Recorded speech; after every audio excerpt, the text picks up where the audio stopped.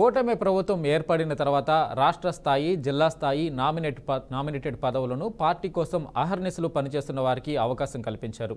అందులో భాగంగా కడప జిల్లా బద్వేల్ నియోజకవర్గానికి చెందిన మంచూరి సూర్యనారాయణ రెడ్డికి డీసీసీ బ్యాంక్ చైర్మన్ పదవి ఇచ్చారు. డీసీసీ బ్యాంక్ చైర్మన్గా ప్రమాణ స్వీకారం చేసిన సూర్యనారాయణ రెడ్డితో మా కడప ప్రతినిధి కృష్ణ ఫేస్ టు ఫేస్.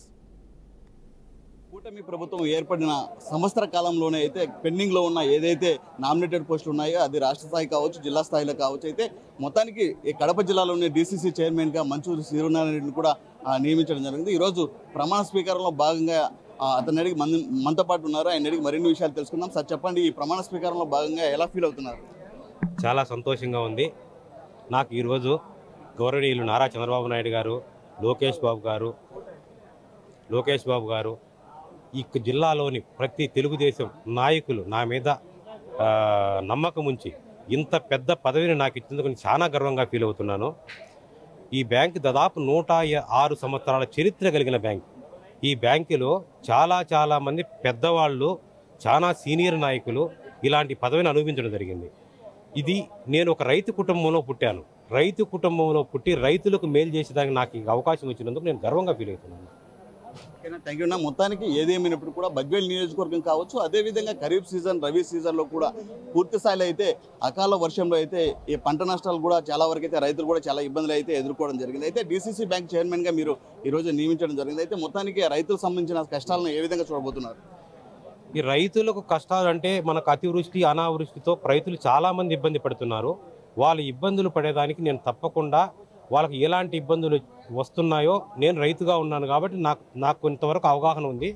నేను తప్పకుండా వాళ్ళకు తక్కువ వడ్డీతో రుణాలు ఇవ్వడము. ఓన్లీ ఇప్పుడు ఈ పైర్లు సరిగా పండడం లేదు, పండకపోతే దానికి ఆల్టర్నేట్గా మనం ఏమి చేయవచ్చు దాన్ని ఆలోచించి మా యొక్క బ్యాంక్ సిబ్బందితో, సీనియర్ నాయకులతో కూడా డిస్కస్ చేసి ఇంకా కొత్త లోన్లు వాళ్ళకి ఎట్లా ప్రొవైడ్ చేయాలి, తక్కువ అంటే వాళ్ళకి మేలు చేకూరే విధంగా మనం ఎట్లా ట్రై చేసి రైతులకు మేలు చేసేదానికి నేను కొంచెం సమగ్ర మా బ్యాంకులో అందరితో చర్చించి వాళ్ళకి ఇంకా ఏం మేలు జరగాలని చూసి నేను తప్పకుండా రైతులకు మేలు చేసేటట్టుగా నా వంతు నేను తప్పకుండా ప్రయత్నం చేస్తానని మీ అందరికీ చెప్తున్నాను. మీ యొక్క డీసీసీ బ్యాంక్ చైర్మన్ పదవి ఏదైతే ఉందో, ఈ యొక్క చైర్మన్ పదవికి ఎవరు ఈ యొక్క చైర్మన్ పదవికి సహకరించారు? నేను ఆల్రెడీ 30 సంవత్సరాలు తెలుగుదేశం పార్టీలో కార్యకర్తగా ప్రతి నియోజకవర్గంలో మన కడప జిల్లాలో నేను అందరికీ తెలుగుదేశం నాయకులకు అందరికీ కూడా నేను పార్టీకి సపోర్టుగా ఉన్నాను. నాకు జిల్లాలోని ప్రతి నాయకులు అందరూ చేశారు. నాకు బిజువేముల వీరారెడ్డి కుటుంబంతో నేను చాలా దగ్గరగా వాళ్ళ కుటుంబంలో ఒక వ్యక్తిగా ఉన్నాను. నాకు రితీష్ రెడ్డి గారు కానీ, విజయమ్మ గారు కానీ, అట్లానే జిల్లా నాయకులు అందరూ నాకు సపోర్ట్ చేయడం వల్ల నాకు ఈ పదవి వచ్చింది. గతంలో డీసీసీ బ్యాంకు సంబంధించి ఏదైతే అక్రమాలకి పాల్పడ్డారో వారిపైన ఎలాంటి చర్య తీసుకోబోతున్నారు? తప్పకుండానండి. నేను డీసీసీ బ్యాంకులో నేను ఛార్జీ తీసుకున్న తర్వాత నేను సమగ్రంగా విచారణ జరిపించి, అందులో ఇప్పుడు నా దృష్టి కూడా వస్తున్నాయి కొన్ని తప్పుడు లోన్లు ఇచ్చారని, తప్పుడు లోన్లు అసలు మాటికి చేయకన్నానే లోన్లు ఇచ్చారని, అవన్నీ నాకు కొన్ని తెలుస్తున్నాయి. నేను పోయిన తర్వాత సమగ్ర విచారణ జరిపించి దోషులు అని తేలితే వాళ్ళు కఠినంగా చర్యలు ఉండడం మాత్రం తప్పకుండా నేను ఇనుకాడను, తప్పకుండా చర్యలు ఉంటాయి.